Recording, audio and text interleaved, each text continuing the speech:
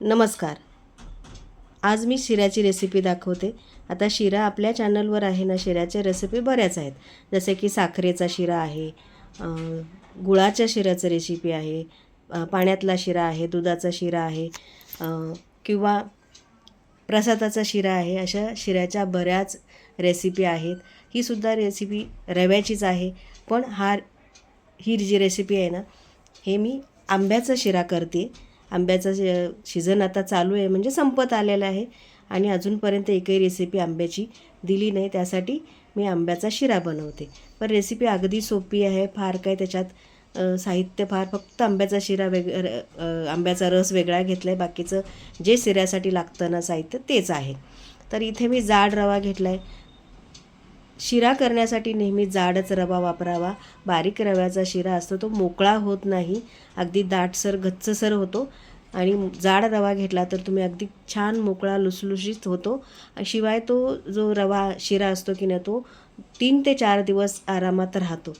तर एकाच वाटीचं प्रमाण घेतले. 1 वाटी रवा, 1 वाटी आंब्याचा गर घेतला आहे, म्हणजे रस घेतलेला आहे आता, आणि 1 वाटी साखर आहे. त्यासाठी 2.5 वाटी पाणी घेतलेलं आहे.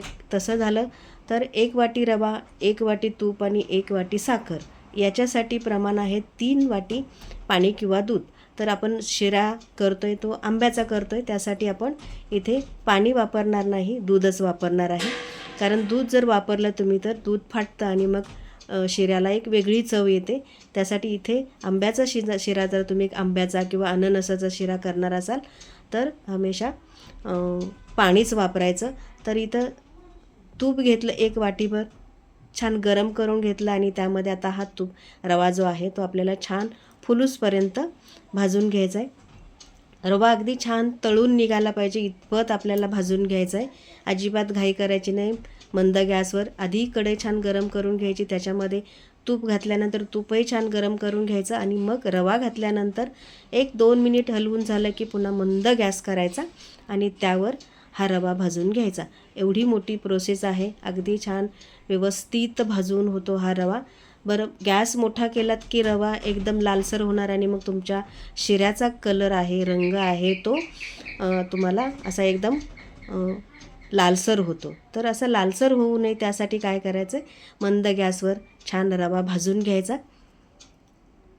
अगदी 4 ते 5 मिनिट लागतात मंद गॅसवर रवा भाजून घ्यायला. घाई अजिबात करायची नाही, सावकाश अगदी रवा भाजून घ्यायचा आहे. आता इथे बाजूला मी दिसत असेल तुम्हाला, मी ते पाणी गरम करायला ठेवलं. हे आधीच ठेवायचं आहे, पण मी थोडंसं विसरले. तर गॅस मोठा केला आणि पाणी उकळून घेतलं. पाणी उकळलेलंच घालायचं, थंड पाणी अजिबात घालायचं नाही. थंड किंवा कोमट अजिबात चालणार नाही.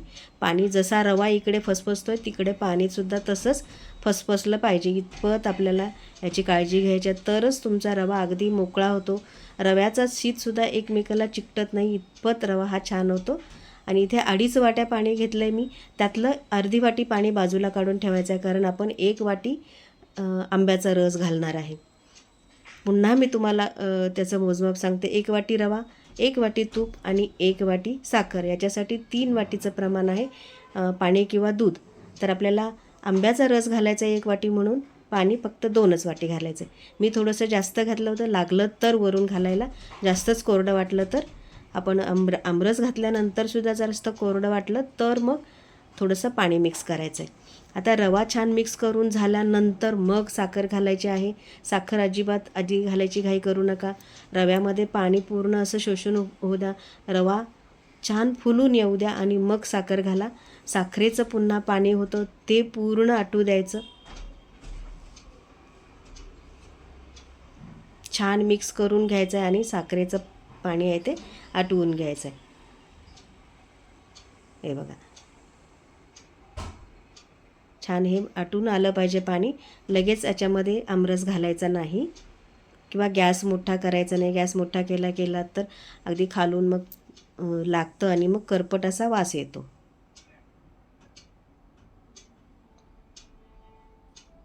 छान मिक्स करून झालं की मग बाकीचं साहित्य जे म्हणाल तुम्ही, अगदी थोडंसं गोडाचा शिरा जरी असला तरीसुद्धा थोडंसं मीठ घालायचं आणि जायफळ, वेलची, सुंठ जे तुमच्याकडं असेल पावडर ते घाला. इथं मी जायफळ आणि वेलचीची पूड करून ठेवते.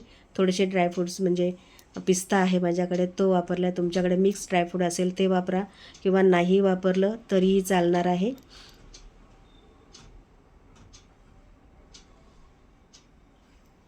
आता साखरेचं पाणी आटायची वाट बघायची आहे. पूर्णपणे पाणी आटलं की कसं कढईपासून सुटतो आणि मग आता याच्यामध्ये आंब्याचा रस घालायचा. एक पूर्ण वाटी भरून आंब्याचा रस आहे. अशा पद्धतीने ना एकदा नक्की करून बघा हा शिरा तुम्ही. आंब्याची एक वेगळी चव लागते. आंबा आहे, त्याच्यामध्ये वेलची जायफळाची पूड आहे. अतिशय रुचकर असा हा शिराचा प्रकार होतो. खूप छान. नेहमीच्याच याच्यामध्ये आपलं होतं, पण लगेच पटकन होणारा ही रेसिपी आहे. अजिबात वेळ लागत नाही. तरीसुद्धा हा नक्की करून बघा. बरं, हा शिरा तयार होते तोपर्यंत तुम्ही कुठल्या गावावरून, कुठल्या शहरातून, कुठल्या भागातून बघताय ते मला लिहून कळवा. म्हणजे तुमचे विशेष आभार मानायला मला बरं पडेल. आणि बघा, झाकून ठेवायचे 7 ते 8 मिनिट आणि बघा मस्त असा हा लुसलुशीत शिरा तयार झाला. पाणी अजिबात नाही, आमरसाचं राहिलेलं नाही किंवा साखरेचं पाणी राहिलेलं नाही. आपण पाणी आधी घालतो ते सुद्धा अजिबात राहिलेलं नाही. कढई सुटलेली आहे. आणि हा असा शिरा अगदी 3 ते 4 दिवस आरामात राहतो. प्रवासात जर तुम्ही नेणार असाल तरीसुद्धा हा शिरा अगदी छान राहतो, अजिबात खराब होत नाही. हे बघा, चमच्याला चिकटत नाही किंवा कढईलासुद्धा चिकटत नाही. अशा पद्धतीने प्रमाण हेच ठेवा. तुम्हाला जर याचं प्रमाण व्यवस्थित लिहून पाहिजे असेल तर मला सांगा. मी तुम्हाला कमेंटमध्ये सांगा मला, मी तुम्हाला प्रमाणसुद्धा अगदी व्यवस्थित लिहून देते. आणि यापुढे असाच पद्धतीने शिरा करा. नमस्कार.